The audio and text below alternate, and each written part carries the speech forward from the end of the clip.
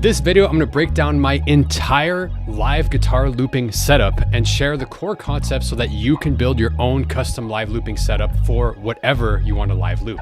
So we're gonna do something that looks like this. So this live looping setup has 4 loopers and each looper has 10 layers that I can add to it, and then I can independently edit and process or do whatever I want to each layer independently. All right, so we got 4 live loopers, 10 tracks each. I got my guitar plugged in. We'll start the clock.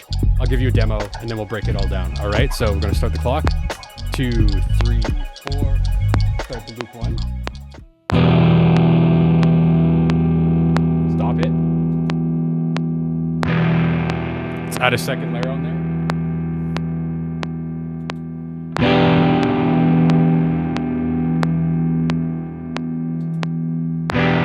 Now we have 2 layers on layer 1. Let's go to looper 2.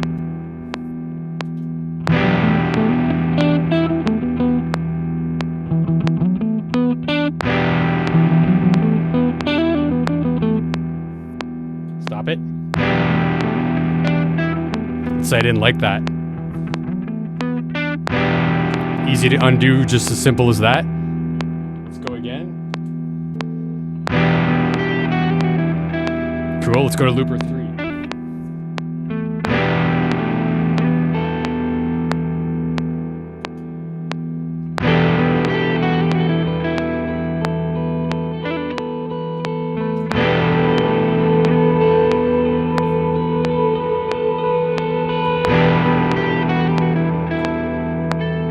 Missed the gun there. I can delete it. Let's stop the first loop. Now we just got the second loop. Stop it. Now I'll stop the clock. So as you can see, I have a lot of control, right? We have 4 different loopers. I can undo. I can stack layers on top of them. I can change and add effects on top. It's pretty crazy. You know what I'm saying? So by the end of this video, you'll understand how this type of live looping setup works, how to make it work for what you want to do for live looping, and all the core concepts and best practices to make the most out of a live looping setup that fits for you. So here's what we're going to cover in this video. Number 1 is why I'm using Ableton and why you probably should too. Number 2 is the best tools that I found to create the ultimate live looping experience. And then number 3, I'm going to break down the entire setup so that you understand how it works and you can take that knowledge and those concepts and apply it to what you want to do with live looping. So whether you want to do live looping with other instruments, enhance your live performances, or level up your idea generation process, this setup can do it all. So let's start with number 1. Why Ableton? Well, first of all, Ableton is a live looping powerhouse. Okay, there's a reason why it's called Ableton Live, right? It has an entire view dedicated to live looping, which is called Session View. Another advantage of using Ableton is that I can extend the DAW into the physical world with awesome controllers such as Push and the APC40 and a bunch of other amazing controllers that give you hands-on, tactical, visceral control of the software. For live looping MIDI and virtual instruments, Ableton is the king, hands down, in my opinion. I use it for every other instrument that I'm playing that's not in the physical world. Okay, so my virtual drums, my virtual bass, any kind of synth that I want to control in Ableton, I'll use Session View for looping that.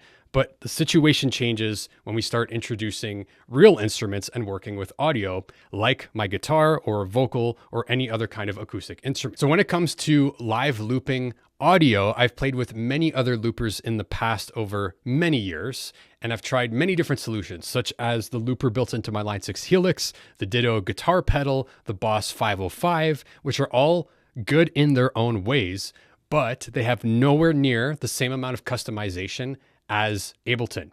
Now, Ableton has a built-in live looper, but it does have limitations. One of the big problems that I wanted to overcome is that all the layers that you record into a loop get baked together into one single audio file.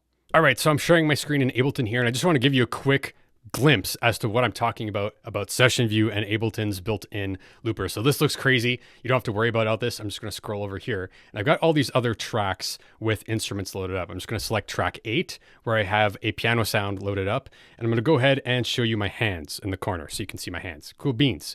Cool. So super easy. This is what is called Session View if you've never seen Ableton before, which is different than the typical timeline view. that you see in most DAWs, right? And this is fun because you can jam loops, you can jam ideas. Heck, you can put entire tracks into these slots, and you're playing around with ideas that are just cycling around without committing anything to the timeline, which is great for live performance, but it's also great for idea generation, which is what I want to do. So I'll give you a quick demo of what I mean and how easy it is to go ahead and record a loop with Ableton. Okay, so right now I have this piano, right? Sounds like this, right? I'm just going to loop a very simple progression into a clip slot right here, okay?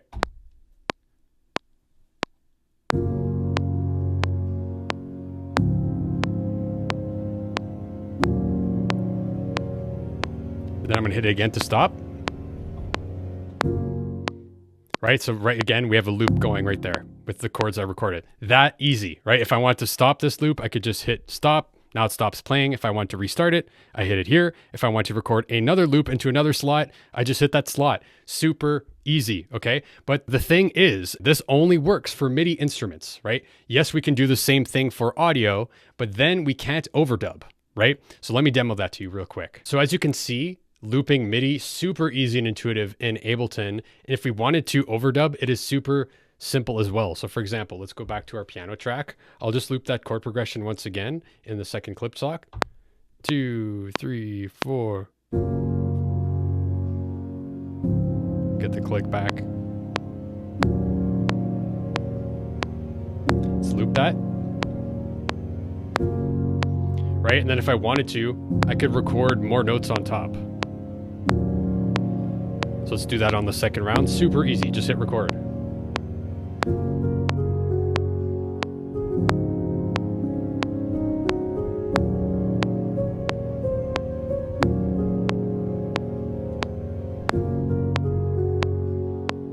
Super easy to overdub. Now, here's where there's a problem with audio. You can use this same system, Session U, for audio. I'm just gonna delete this for now. Let's go ahead and delete that clip, okay? And I'm going to show you what I mean. And right now I have this live audio in for the loopers, which we'll talk about in just a sec, set for 2 for my guitar. But for now, my microphone is going into input 1, and I'll live loop my voice doing something, right? So we'll just set that to 1. Let Ableton do his thing. Go to auto. Yo, yo, yo, you hear me twice, but let's do a loop here. 1, 2, 3, 4, 2, 2, 3, 4. 1, 2, 3, 4, 2, 2, 3, 4. Right? So I have a super shitty loop. Now I'm just going to turn this off. And the problem with this is I have a recorded clip with audio now, but there's no way to overdub this. Okay? I only have one piece of audio in this clip, and that is it. So there is that limitation when you're looping audio in Ableton, unless you are using Ableton's built-in looper. All right, so I dragged Ableton's stock looper onto the audio track where my microphone is being fed into the input, right? And we can do audio overdubbing with this device. And we could go ahead and map a MIDI controller to control the looper, and this could be a good solution. But the problem here is, I'll show you in just a sec, that you can't independently control the layers. Once you keep stacking layers, they all get baked into one audio file. So this is great if you want to just use this for live performance and have no intention to actually edit your loops or use your loops later to create a song. But as I'll explain a little bit more later, that is a central feature that I am looking for in a looper. So let me quickly demo this to you so you understand what I mean. So we'll turn on this track. Yo, yo, you hear me twice. Stop the clock. 1, 2, 3, 4, 2, 2, 3, 4, 1 and 2, 3, 4 and 2 and 2, 3, 4 and 1 and 2, 3, 4 and 2 and 2, 3, 4. So as you can see, super easy to overdub, and you can do all sorts of cool stuff with this looper. If I zoom in here, right, we have all these options where you can reverse it, you can double the length, half the length, you can set all of this up. You can have like a dynamic mapping so that you have one switch that starts playback, that does overdub, that does stopping, etc. But again, the limitation is now if I want to use this, I can drag this out, but now I only have one audio file for all of my layers. Okay.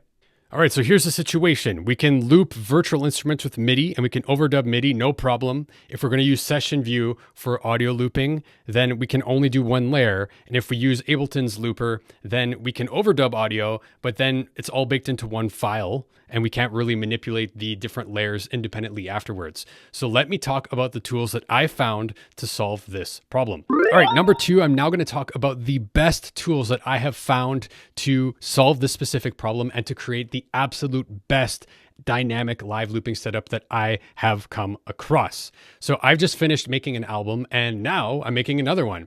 And for this album cycle, I want to practice playing around with live looping my guitar and performing my parts live in Ableton as I'm creating ideas. And the first step in my process is to calibrate those instruments, which involves setting up this type of looper and all the other instruments that you saw in Ableton. If you want to learn more about my entire music production system that will help you take your ideas from the very beginning all the way to a finished master while staying in flow, developing your own unique sound, and removing all of the friction, I invite you to check out my brand new masterclass where I break down the entire system super in depth. It's super valuable. So if you want to check it out, click the link below. So in this album cycle, I want to use loopers as part of my composition process, as part of my ideation process. So I want to be able to play with the individual layers of my loops in the DAW later, because in the heat of the moment, I'm feeling stuff, it's going to get crazy, but who knows, maybe loop number 4 in looper 1 and loop number 7 in looper 2 are actually the golden ideas. I want to be able to isolate those things and bring them into the DAW or play with them in the DAW later on, since it's part of my ideation process. So enter the one button looper Max for Live device. Okay, so what is this? Well, Max for Live is a custom programming interface for creators to design their own plugins for Ableton. Now, huge shout out to Ableton drummer who created this awesome Max for Live device called One Button Looper, and it emulates kind of the same approach that you would see in the Boss 505. It works effortlessly, it's simple, easy, and super effective. And the best part about this looper that he designed is that each layer that you record is on an individual clip on a different track so that you can edit all of your layers after the fact. Also, my plan is to eventually perform some of my songs using Ableton, and having a looper inside of Ableton just makes so much more sense compared to trying to sync a bunch of external gear with a master clock and then I'm looping with this other device. It just makes more sense to have it in Ableton. All right. So we're back in Ableton. I'm just going to demo you what this one button looper amazing Max for Live device can do for your looping setup. Okay, so right now I have live audio coming in with input 2, which is my guitar. Okay, and this live audio track is feeding the input of 4 different one button looper Max for Live devices. Now I'll just show you one of them because it's the same thing 4 times. Okay, so if we open up looper 1 and I go on this first track, okay, you'll see this Max for Live device. Now, this might look familiar if you've ever used like a Boss 505 or a hand operated looper, that you usually have a big button for play, stop, undo, etc., delete, right? And if we break down these controls, the play and record are the same button. You can unlink these if you want, but I like that, where when I hit the pedal, right, in this case, that it just starts playback and it starts recording on that layer. Okay, then you hit it again to stop. And I'll talk about all of these mappings and what's going on behind the scenes for now, but I just want you to understand the macro picture of this Max for Live device. Okay, so we have simple control. We have record and start playback. We have undo. We have delete all the loops and all the layers, right? And we have stop, right? Very awesome controls. That's all that I need. All right, so let me demo you the magic of this one button Max for Live looper device. Awesomeness. Okay, so we got the live audio from the guitar coming in, right? I'm going to turn this up. Cool. Then I'm going to start recording to this looper device on this track using these controls. But then when I start looping, okay, this device is going to start recording audio clips to each subsequent track for every new layer that I overdub. Okay, so basically we're getting the power of using session view for audio tracks, but we're giving ourselves the ability to overdub audio. And the best part is that after the fact, each of these clips, each of these new layers that we record, since they're on their own tracks, we can edit them individually after the fact, right? They're not all baked into one audio file, which gives you the most control for if you're using this for ideation, right? Maybe I only want layer 4 and 5 of my loop, right? Or I can independently edit them and do something cool after the fact in post. Cool. So let me actually demo this to you so you can see it in action. So I'm going to turn on my guitar here. Just got some sound. And I'm going to go ahead and start recording with this looper. And what it's going to do is going to record a loop into the first clip slot here of the track right beside the looper. Okay. And I'm going to do that. I'm going to record a loop. Then I'm going to overdub a second layer, and you'll see that it automatically starts recording to the next track on top, so on and so forth. Okay. So let's give that a try. I'm just going to hit play. There's the clock. I'm just going to play something super simple. Okay. I'm going to stop that loop. Add a second layer on top.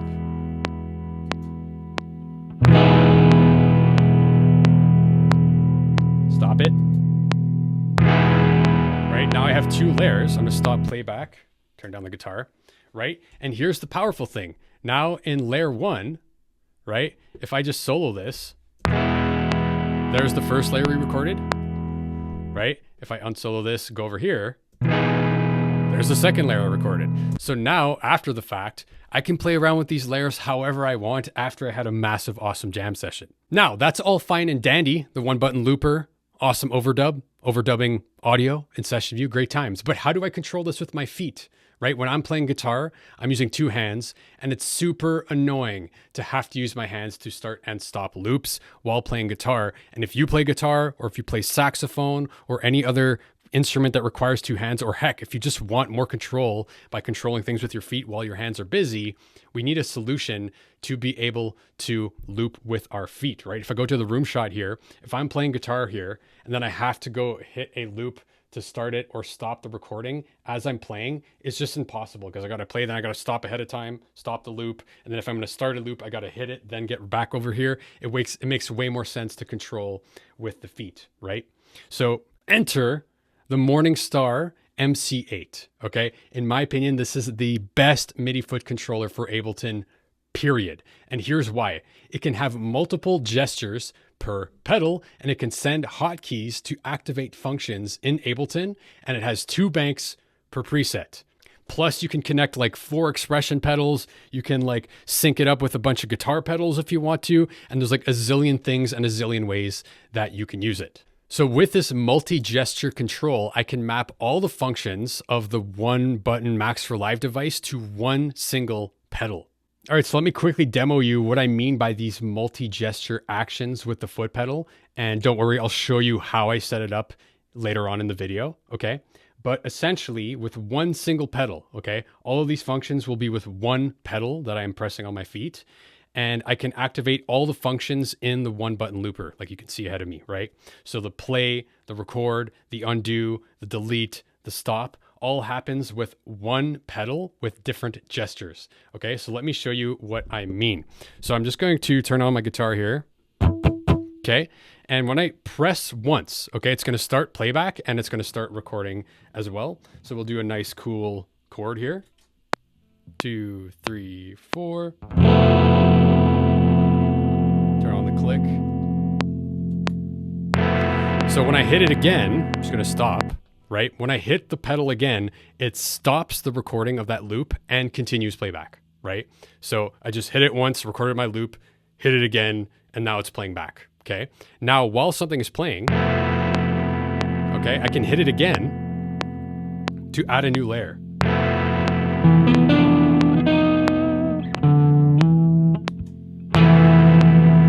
Right, just one note, sure. Hit it again.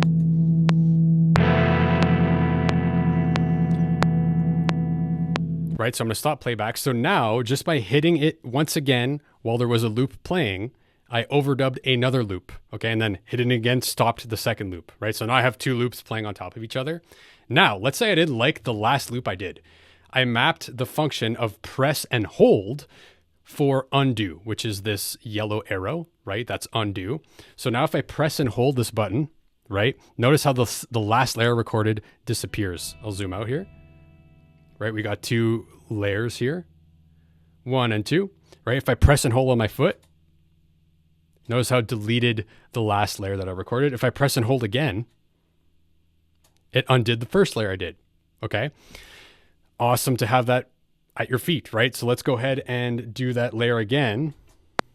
2, 3, 4. Stop the loop. Now I'm going to stop playback here. Now the other function that I have is if I hit the pedal twice, it will stop playback of all the loops for that looper. Okay, so I'll go ahead and show that to you. I'm going to press play and then I'll double press on my foot and that will stop playback of this loop. Right? Notice how the clock is still going, but playback has stopped. Okay, so I'm going to stop the clock. And then finally, I have a double press and hold to delete everything in the looper. Okay, so I'm just going to add a bunch of layers and then I can double press and hold to delete everything. Okay, so let's give that a go.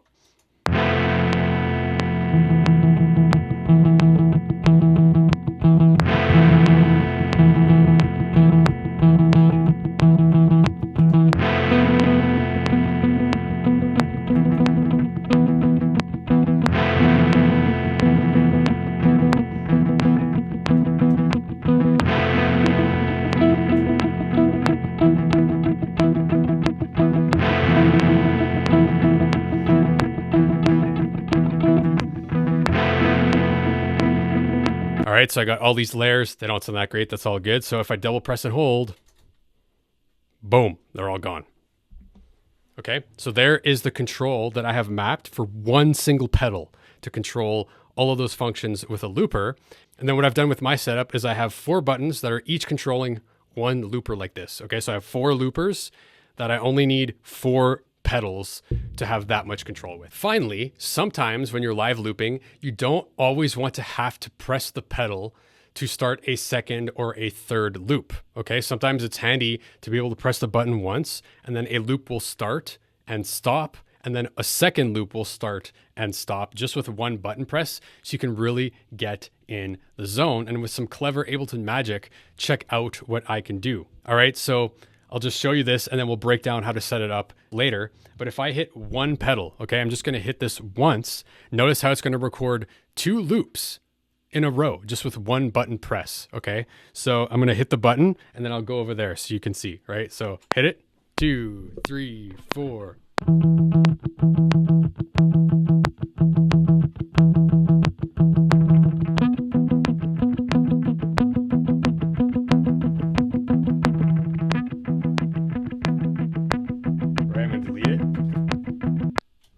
But notice how 2 loops got recorded in a row, right? Without me having to hit anything on the pedal, right? And I've mapped that for 3 in a row too. So let's do that. Looper 2, 3, 4.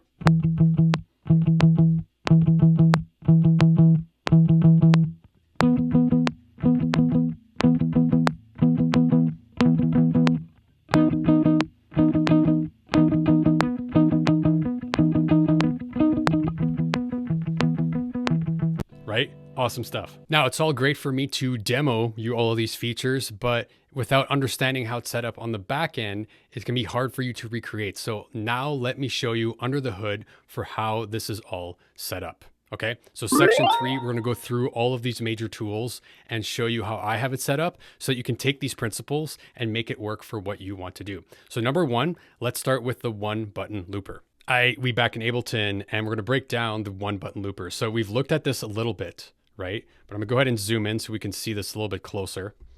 Hold it, okay? And basically, right, we have all of these functions that I've mapped to a MIDI controller. I'll break that down in just a sec. But basically what this does is it will record to the next amount of tracks that you tell it. So in this case, we have a number 10 right here, right? So it's telling this looper that for the next 10 tracks is where it will be recording its overdubbed layers, okay? So basically I set that up and all you got to do at that point is make sure that you have the same amount of tracks set for this number. So in this case, looper is where the looper is living up here. If I zoom back out, right? So we got this looper living up here and then we have 10 tracks right beside it, right? So if I go here, I have 1, 2, 3, 4, 5, 6, 7, 8, 9, 10.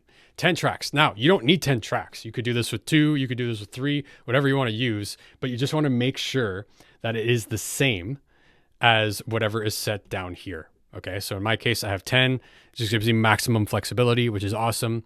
And then you're good to go. And that's pretty much it. You can have a live view of these things if you wanted. So if I hit the open button and zoom back out, you can see that I have a view of what this is, right? And then you could have this permanently on your screen, right? You can resize this, all that kind of stuff. And you can have all 4 kind of visible if you wanted, or how many loopers that you want, right? So that's just a nice feature here that you could like whatever, let's say you're doing a live performance, you can have as many loopers as you want visually shown to you, and it gives you visual feedback, right? So let me show you. If I go ahead and start recording a loop in looper 1, we'll go ahead and do it. 3, 4, 1, 2, 3, 4, 2, 2, 3, 4, 4. Let's stop it. So we got a loop and it shows you the visual feedback, and then I can add an overdub. 1, 2, 3, 4. It's not recording it. 2, 3, 4. Let's stop it. So now you see that we have feedback visually that one loop is twice as long as the other one. One loop is 4 bars, the other one is 8 bars, and it gives you that visual feedback, which is a huge advantage of this. So when you're in the heat of the moment, you can kind of see what's going on a little bit. All right, next we're going to talk about the Morningstar MC8 MIDI foot controller, and it's like super Velcro to my pedal board. I almost hurt myself trying to take it off, so I'll just show you an image and talk about it, right? And it's epic, it's fully customizable, can do anything under the sun, right? Every gesture can be sent to a different MIDI message and thus control Ableton. It can send hotkeys. In other words, it's just the ultimate mapping machine. And everything in Ableton, for the most part, is MIDI mappable. Okay, so I've got a push 3 and an APC 40, as you can see here, right? I got push 3, APC 40, which takes care of most of that stuff, right? Like controlling the mixer, the sends, the clips, playing instruments, device view, etc. I have it all visual to me as I'm playing around with Ableton, right? But when I'm playing guitar, I don't have my hands accessible, and there are other things that I like to MIDI map to have control with my feet, or other things that aren't covered here that you can custom map. All right, so let's break this down. Let's go back to the screen and I'll tell you how I have this mapped out in Ableton. Okay, so basically I have 8 pedals to play with, and the top 4 buttons, I've MIDI mapped them to each control a 1-button looper each. Okay, so pedal E, F, G, and H are all controlling their own 1-button looper device. So if I go back to Ableton, right, we have looper device 1 over here. If I open up this track, I got looper device 2 over there, so on and so forth. I open up this group of 10 tracks, I have looper device 3, and then looper device 4. So if I go back to the Morningstar, this is controlling looper 1, looper 2, looper 3, looper 4 with the mapping that I have set in the editor, and I'll show you that in just a sec. All right, so the way that you change the mappings and customize the mappings of the MC8 controller is with their online MIDI editor, which is awesome. So I just connect to port 1 of the MC8. So I connect here, and it will bring up all of the presets that I have for every bank, right?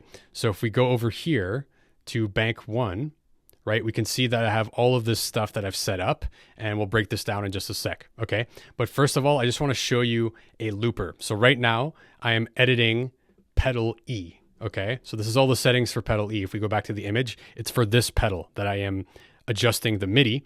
And when I go into the MIDI editor, you can see that I am sending CC number 100 when I release the pedal, which is the same thing as pressing the pedal, because when you press it, you got to release it, right? So that function is what I map to the record and playback max for live device, right? So this function, the CC number 100, if I go back to Ableton to looper 1, right, and we open up the device, okay, this linked control of starting playback and recording, I've mapped CC number 100, which happens when I press the E pedal, right?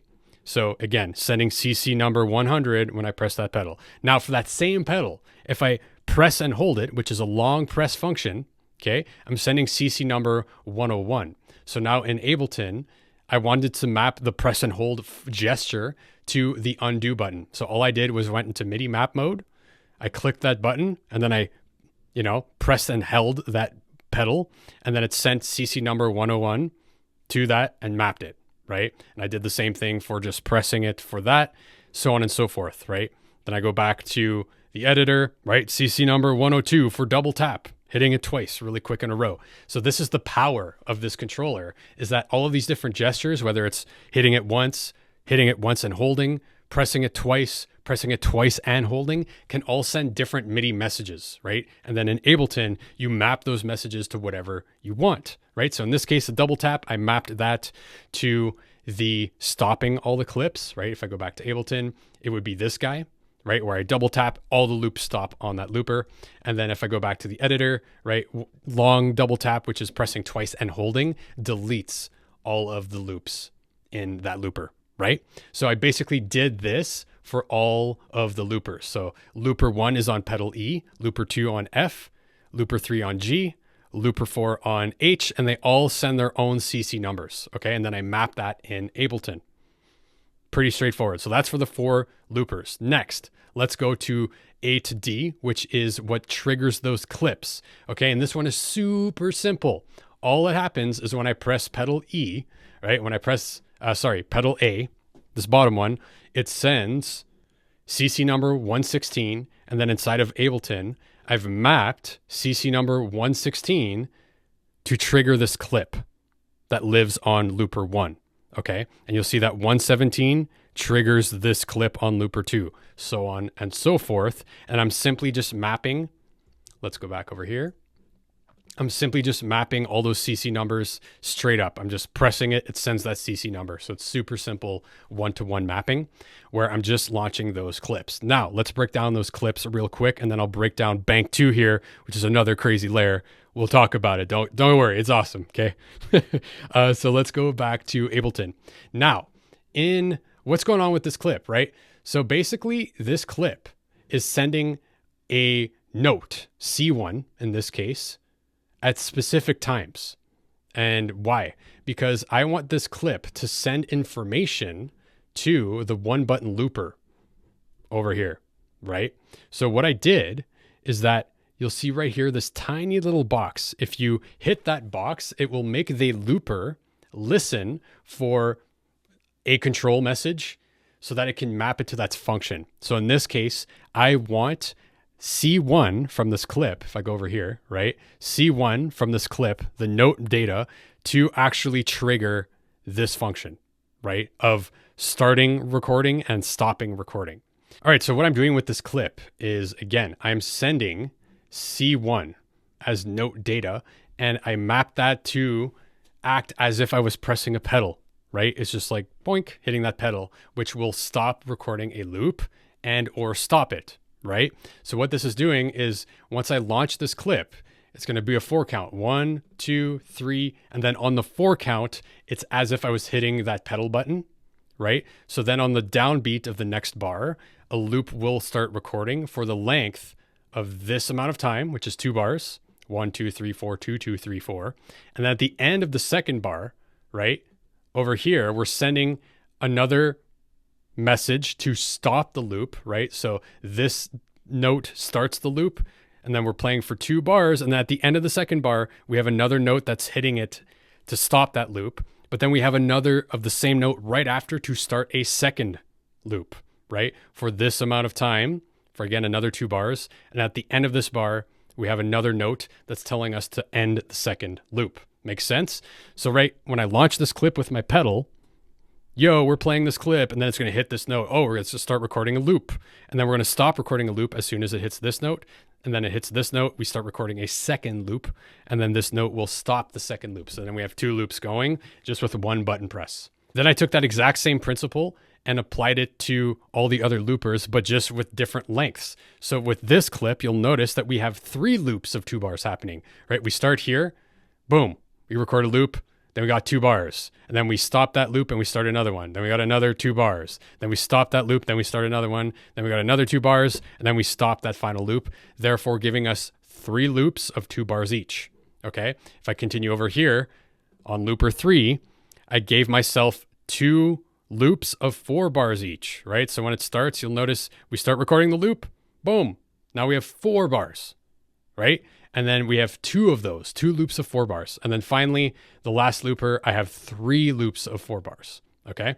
So that gives me control in real time to decide like, oh, I actually want to kind of jam out 2 loops of 4 bars real quick. So then I hit pedal, whatever that would be, C, right?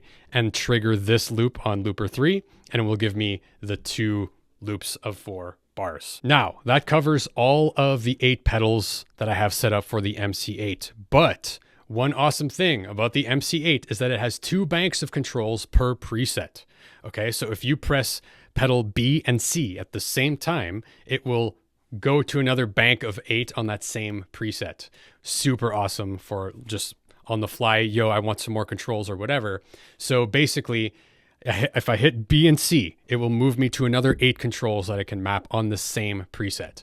So if I go over here, you'll notice that we have A through H, which is the first 8 pedals, the first bank of 8 in our preset.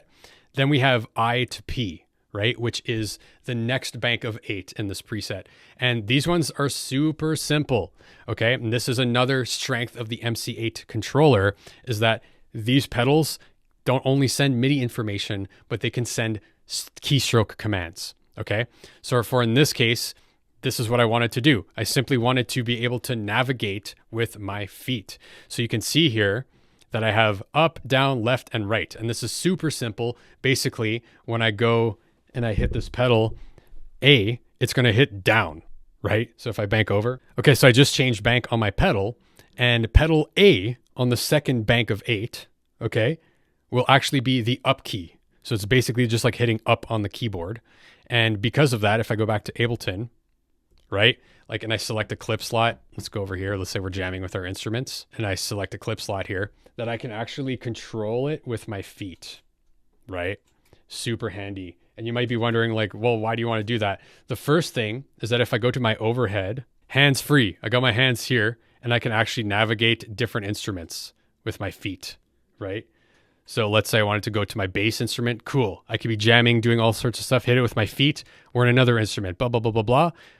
Now we're at a drum rack, blah, blah, blah, blah. Hit it with my feet, toggle over. So that's one awesome control and reason for mapping that to your feet, right? So basically up, down, left, right, super easy mapping that I did in here, right? So basically, you know, pedal, whatever this is, pedal I, which is the second bank of 8 on the same preset.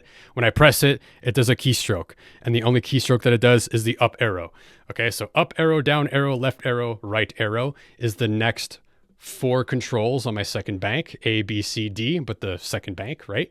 And then finally, I have play, record arrangement, record session, and then disable clip, okay? Which are all very straight up controls, right? So for playback, right, I basically have a toggle control. So to get in the rabbit hole here, basically, if you're going to be starting playback and stopping playback, I need to be able to map both the play button and the stop button, right? So that's where the toggle control comes in, is that on the first press of this button, it's going to act like I MIDI mapped it to boom, to the zero, to this play button. And then on the second press, I want it to be mapped to a second control, which is the stop button, right? So then it's alternating the message that it's sending for every press that I'm doing on the pedal, right? And the way I set that up in the editor is you'll see that you have to toggle mode on, and then in position 1, it's sending CC number 120, and then in position 2, it's sending CC number 121. So essentially what this is going to do is every time I press that pedal, it's going to send 120, then 121, 120, 121, which is a toggle function.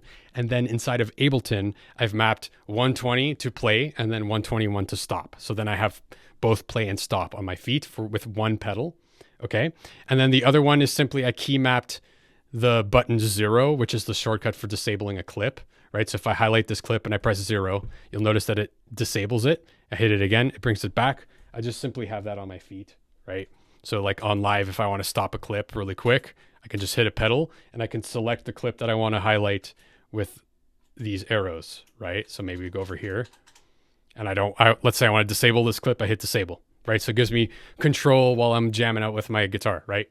And then finally, we have record arrangement and record session. Very simple, just sending CC commands to hit this big red button, which is recording to arrangement, and then another CC command to start recording on session view, which is, let's say I want to overdub some MIDI, right, on a track that I'm doing, I can just toggle it with my feet. All right, so that's one of the reasons why I think this is the best MIDI controller for Ableton, because it has multi-gesture mapping controls. It has 2 banks of 8 for every preset. You can have multiple presets for different Ableton projects, right? So you can do this for so many different ways and experiment with it. And it's super responsive. Like it has never failed so far. So I can't recommend this enough if you want control with your feet and taking it to the next level. Finally, I'm going to show you the last thing that I have mapped in this setup for looping, which is simply an expression control. So if I go to expression 1, the MC8 actually has, if you look on top here, it has 4 inputs for expressive controllers, right? So expression foot controllers. I only have 1, but you could have up to 4 and you could do all sorts of crazy stuff. But what I've done with this one is I simply went to expression number 1 and simply it's sending CC number 127, okay? From 0 all the way down, heel down, and then toe down is 127. And what I map that to is inside of Ableton on the live audio, okay, where my guitar is coming in, I have a delay device that when my heel is all the way down on this pedal, the device is off. As soon as I start moving the pedal forward, you'll notice that this device turns on. All right, so I have this expression pedal plugged into the MC8 pedal, right? And I've mapped it to this delay device living on the live audio, which is my guitar or whatever other instrument I feed in there, okay? So I have this dotted 8th note delay that is turned off when my heel is all the way down on the pedal. Now, when I start to push the pedal down, notice how this device turns on. So as I start pushing it down, the delay turns on and the feedback's at about 30%. But then as I continue to press down the pedal, you'll notice that the feedback goes all the way up to 90%, which is almost like an infinite delay, which is almost like a loop. Because you can feed loops into loops and then loop those loops and resample those loops and then loop those resampled loops and loop it. All right, we're going to show you the looping loops into loops, metamind, meta loop madness with this. Okay, so I got a guitar coming in. When I push this pedal slightly down, a delay device turns on, right? About 30% feedback. Now, if I push all the way down, we're at 95% feedback, which is almost like a loop. Right? If you had 100% feedback, it would continue forever, but this is slowly going down. Now, here's the fun part. If I press play, turn on this delay, right? We got 8th note over the pulse, put it all the way down. Then I can loop this into loop 1. Stop it.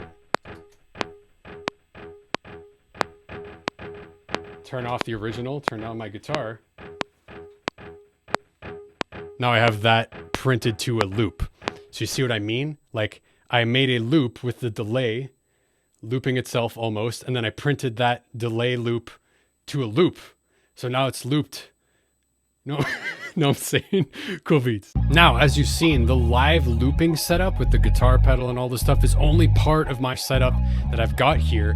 If you want a complete breakdown of the rest of all the instruments and how I have it mapped and how I think about it, then definitely check this video out where I break it down in depth. So I will see you in that video.